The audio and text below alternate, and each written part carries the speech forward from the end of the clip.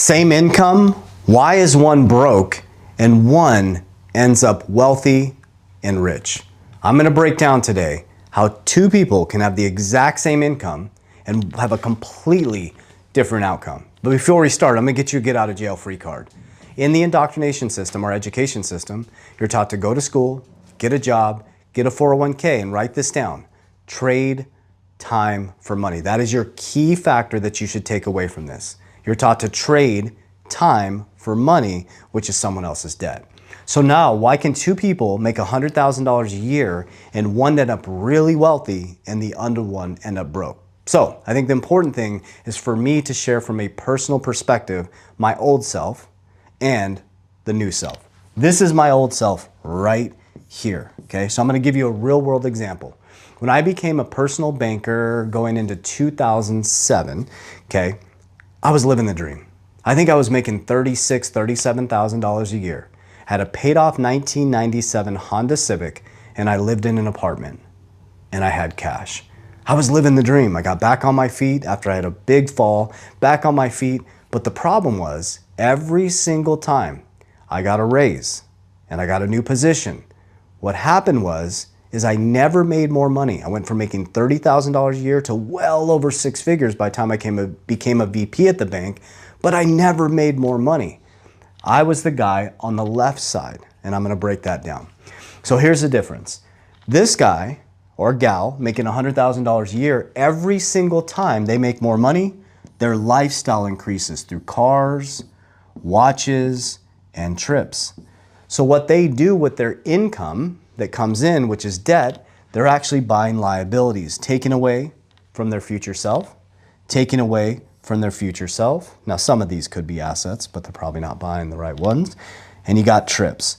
Now, why is a car and lifestyle creep, maybe it's a home and a car, taken away from their future self? Because there's interest, okay? So they make $100,000 a year and they buy a car that's $80,000, okay?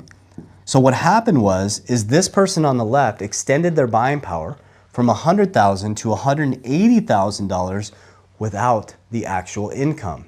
This is robbing from their future self because they now have a loan at $80,000 with interest, and all they're looking for is the payment. And they don't realize that they're actually destroying their future growth because there's two things happening.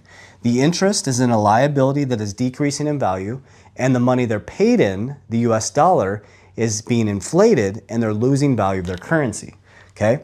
So the person on the left, every single time they make more money, they increase their lifestyle and liabilities. But the person on the right is who I am now. This is me now, and this was me before. So now, how I become wealthy is the person making $100,000 a year has no lifestyle creep, okay? They have a percent of income that goes into living. Let me just throw out a number there. Let's say that 30% of their income is for living, and they set that as their standard, okay? So if 30% out of 100,000 was their living expenses, they would say $30,000 per year is gonna go to living, okay? Now what happens is, when their income shoots up to $150,000, what do? They don't increase the stuff that destroys them. They keep the 30%. Now, why would they do that? Because that creates a 70% gap, okay, that is now liquidity. And this is what I started to do, which made me wealthy. And they move it into cash flow. They move it into assets, they move it into defense, and they do this through patience to buy liabilities. Okay, let me give you an example. Okay, so I bought a boat recently.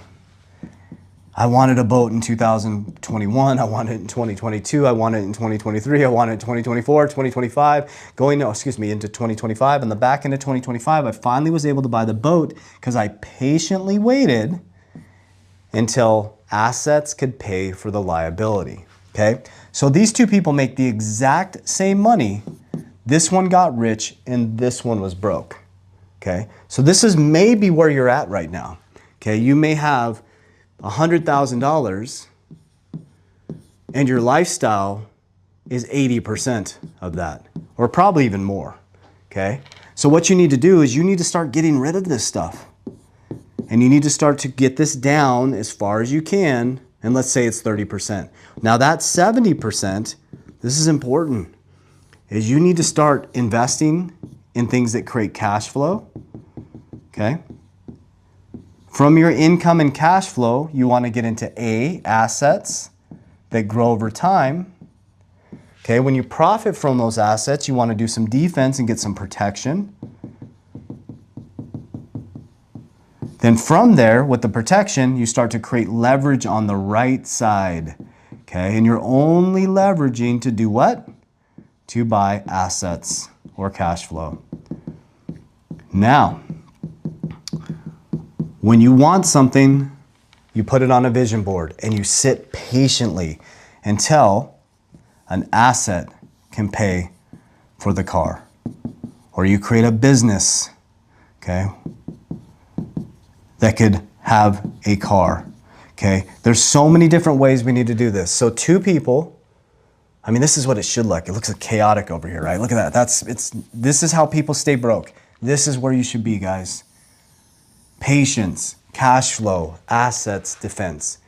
So it really doesn't matter how much you make. It's how much you save and how much you grow. That's the key. Not how much you save, how much you grow. So remember, it's cash flow. Cash is trash. We're moving cash flow into assets that have have fixed supplies that beat inflation. When we profit from those, we move it into protection, which you can use leverage, and we wait patiently to buy the things that we want by using OPM, other people's money, to beat the hurdle rate. So two people, same exact income. One is getting destroyed and going broke, and the other one's getting rich. So no lifestyle creep. Make sure you keep your percentages low. If you're really high right now, so if you have 2 cars in your parking lot, get rid of one right now. You can do it. Go down to public transportation, humble yourself, create a budget, get that gap, buy some assets, get some cash flow, and let's start getting on the right side of this quadrant. As we always say, warriors, rise, get your shit together. Let's go.